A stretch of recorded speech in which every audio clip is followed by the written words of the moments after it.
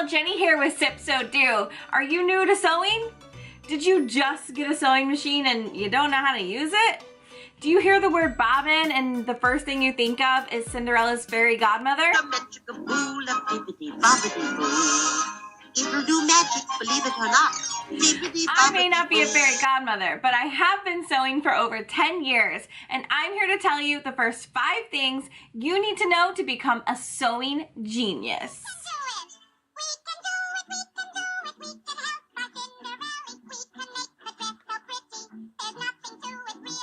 So in this video, I'm going to cover how to shop for the right thread for your project, why size matters when it comes to your sewing needles, what's this and what's that on your sewing machine. Then I'm going to show you what a bobbin is and how to thread it. And lastly, how to top thread your machine so you can make your first ever seam. Let's get started. So first up, what's the deal with thread? There's so many options out there, and if you're like me, you get distracted by color way too easily, so you just pick your favorite color and you don't really realize that the thread could make or break your project. Literally, like the thread could break while you're sewing if you don't grab the right kind. So you can do what I like to call the thread test. Grab your spool of thread, pull the thread out just a little bit. Actually, that's a lot of it. Whoa. Ah! And then tug. And if it breaks, like that one did, it might not be the best thread for your project. And here's why. This is a all-purpose thread. Sounds easy enough, right? All-purpose. I can use it for cotton. I can use it for satin. I can probably use it for quilting. It's all-purpose. I could probably use it to floss my teeth. Nope, wrong. All-purpose thread is sometimes a lot cheaply made. It's threaded looser together most of the time, which means when you actually sew that seam, the thread will be fluffy almost, a little bit fluffy. Plus, if it's gonna break like that when you're doing your tug test, most likely if you have a tension issue on your machine, or just if you're sewing extremely fast, that thread's probably gonna break within your machine too. So a better thread to use is going to be a 100% polyester thread.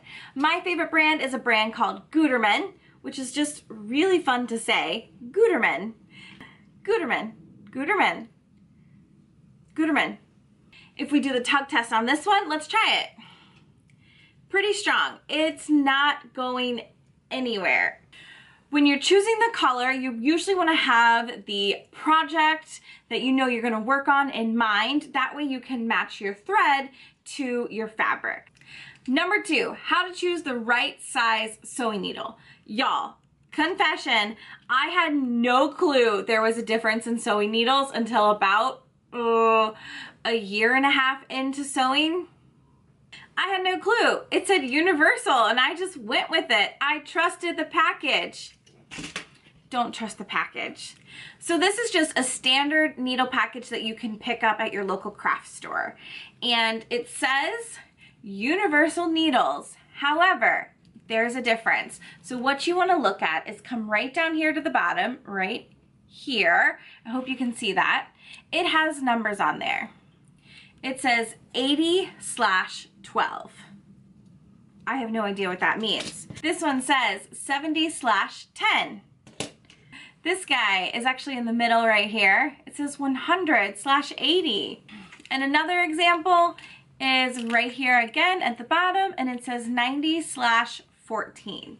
How do we tell these needles apart? They all essentially look the same, but the number is very crucial. So the first number, such as 100, is going to tell you the size of the needle to coordinate with the type of fabric you're using. For example, 100 is a heavier, bulkier needle. So you want to pair it with a heavier, bulkier fabric. The higher the number, the heavier the fabric, like a denim or a canvas. And then for the lower number, such as 70, you want to pair that with a lighter weight fabric, like chiffon or silk or organza. Lower the number, the lighter the fabric. The heavier the number, The higher the number, the heavier the fabric. And then for the middle ground, 80-12 is going to be your most popular and probably most used needle size because that's perfect for cotton. And when you're first starting out sewing, cotton is the best fabric to work with.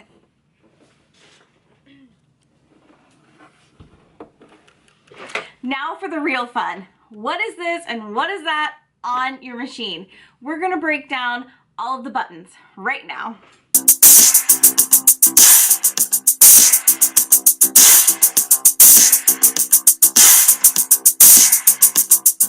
So this is my sewing machine, Rose. She and I have been together for 3 years now. She is a Viking Designer Topaz 40. Which is just a fancy long name to say that she can sew as well as do machine embroidery, which is really fancy and really great. But honestly, as a beginner, you do not need a machine like this. Can I tell you a secret?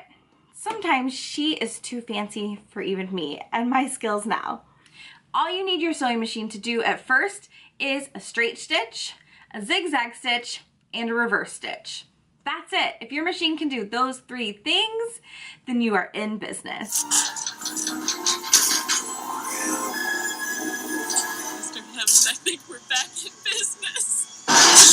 So every sewing machine is different. Mine's digital, she's a bit fancy, but she has the same mechanisms as any other sewing machine. They all have the same functions and the same parts. Some just may have more or less than others.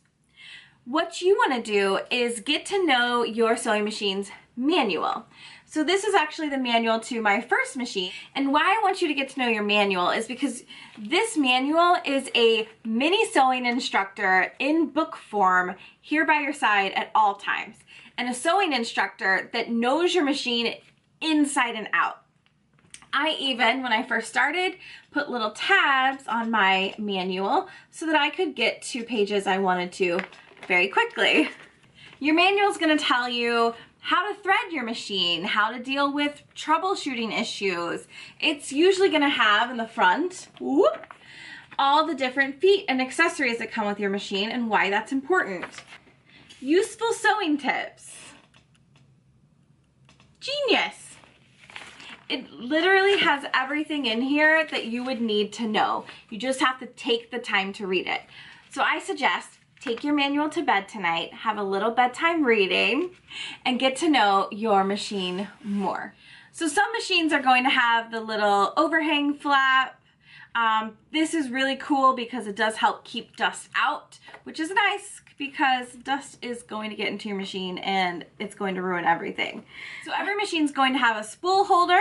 This is where you put your thread. Mine comes with a little hat on top. Yours should too. And this helps keep the thread down when you're sewing as it's spinning around. It has a bobbin winder right here. Usually the bobbin winder is to the right, top right of your machine. Over here we have the different tension plates. I'm using this pointer. I hope this helps you guys see where I'm pointing to. So we've got different tension plates on here, and the tension plates are actually very important. They're what hold the thread in that taut position to keep it not limp and not too tight. Also right in here, you're going to have the take-up lever. Now the take-up lever is very important when threading your machine. It's what actually you click the thread into so that it can take up the thread up and down. Makes sense, take-up lever. Who would have guessed it? Duh. My machine has a take-up lever that's set in, so it's set into this little hole right here, this little gap. Some other machines though, the take-up lever is elevated on top and you physically have to click your thread into, but it's really easy to note. Again, use your manual. It's going to be your best friend when understanding where everything is on your machine. So your foot pedal, this is what plugs into your machine so that you can put this guy right at your feet and you press down on it like so with your foot, and this is how you control the speed of your sewing machine. Right here is your hand wheel, and you can always move your hand wheel towards you and it moves your needle manually up and down. Now coming to the base of the machine, you have your bobbin, which your bobbin is your bottom thread. I have no idea why it's called a bobbin. Maybe something cool to Google after this, but your bobbin is your bottom thread that your machine takes up from the bottom of the machine. Also right here you have your thread plate, your needle, and your sewing feet. Now sewing feet, that could be a whole different video in and of itself. There are so many really cool sewing feet accessories to use, but all you need to start out sewing is just the simple standard foot that comes with your machine. Also right parallel to your sewing foot is what is called a feed dog or feed dogs. It's this bumpy thing right here that's raised just slightly, and it is actually what comes up and grips onto your fabric and feeds that fabric through. One thing machines can be very different on are the buttons, but most modern machines these days are at least going to have a reverse stitch. That was one I was saying you really want to make sure your machine has, and how you know that is it has this little U-shaped arrow. When that is pressed in, your machine can sew backwards. Those are going to be the basic necessities of every machine.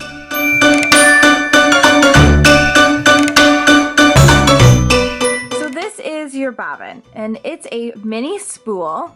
As you can see, a lot smaller than your typical spool that fits on your holder. You thread this little guy, and it goes into your bobbin holder right here. So what we're going to do is on your bobbin, there is a little hole right here. I don't know if y'all can see that, but there's a little hole right here. We want to go ahead and put our top thread through that. And once you have it through, go ahead and pull it through, and then basically your bobbin is hanging. So then you go ahead and wind your bobbin just a few times. This is going to get it started. And then you place it onto your bobbin winder right here. Put it onto your bobbin winder. Now that little string that you threaded first, you want to hang on to this while you're winding it up. So don't let this fall. And then you go ahead and pull your thread over to your tension disc, which is right here. We're going to hold our thread up, and then to engage your machine to know that you're wanting to wind the bobbin is you just take your bobbin winder and move it over to the right, just like that. And what it does, I don't know if you notice right down here, but my machine now has a picture of a bobbin, so it knows that it's time to wind the bobbin. Okay, so we are going to grab this thread right here, hang on to it, and while pressing down on your foot pedal, just gently at first, your machine starts to wind. Now, after you've got it started just a little bit, you can go ahead and stop. Grab your scissors, and you can just snip that piece of thread as close to the bobbin as possible. Then you don't have to worry about it. Then go ahead and press down back on your foot, and it's doing its thing.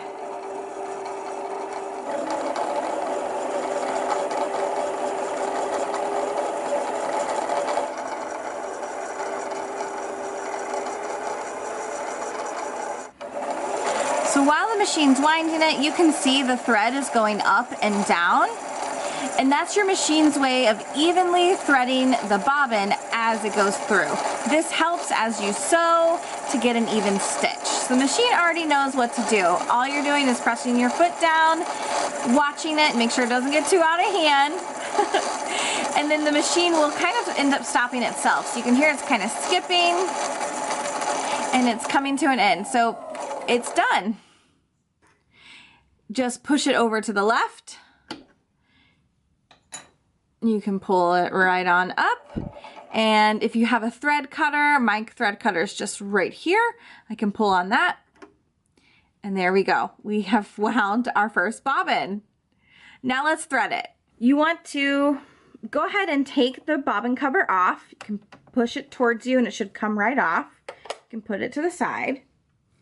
And you want to place your bobbin in with the thread going counterclockwise. So the thread is hanging to the left. So you want to place your bobbin in the machine.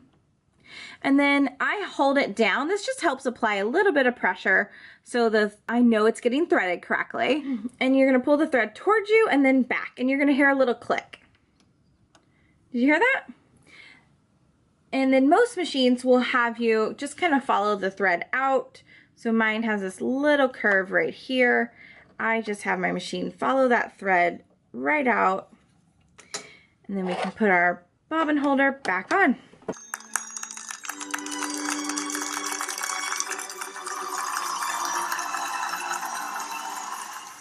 All right, so the very last step is now we want to top thread our machine.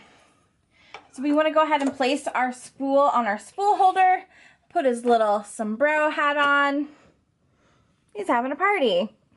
So we take our thread over and down through the first tension plate. We take it back up, and this is where we go back to the left and down again.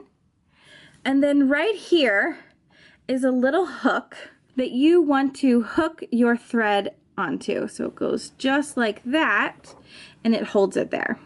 Then you go ahead, take your thread and right through the eye of the needle.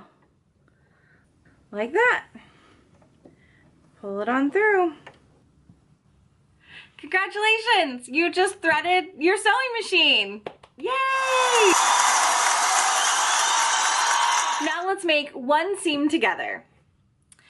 All right, grab some scrap fabric. Doesn't have to match, can be anything that you want. I chose this really cute little dog fabric from Michael Miller and a matching gingham. Can't go wrong with gingham, right? So what you want to do is you want to put the top or the front of your fabric sandwiched together. So how do you tell it's the front?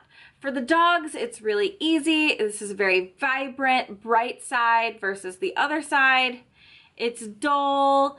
It's really hard to see the dogs versus this guy. Bam! Great color. This is the front. Now for a gingham or a stripe or a solid, it's a little harder to tell which is the back and which is the front. So sometimes the front will be a little shinier. Sometimes it isn't though. So you want to choose which side you want to be on the front. Then you can't go wrong. So take the front of one and the front of other and sandwich them together like so. And then you want to line up one side of the fabric together. So you want to match this side up. You don't want one side hanging out way far. You just want to line it right up to where it's really nice, like that. And what we're going to do is we're going to place this into our machine and sew our first seam. So what you do is go ahead and put your foot down. You're going to line your fabric up with the edge of your sewing foot, and this helps you just keep your machine, keep your seams straight. This can take a bit of practice, so that's why you want to do this over and over and over again. Go ahead and once you feel ready, slowly press on your presser foot and start sewing. So as you're sewing, you just want to guide your fabric in. Don't go too fast at first. Get used to your machine pulling that fabric for you. It really does all the work. And once you get to the end, go ahead and back stitch forward just a little bit. Lift your presser foot up and you can pull your thread out, snap it on your thread cutter, and here you go. That's how you make your first ever seam. Next step would be to go ahead and press it on the iron. We're not going to do that right now, but go ahead, just get some scrap pieces of fabric, thread your machine, and then rethread your machine. Play with your scrap fabric and just have fun sewing.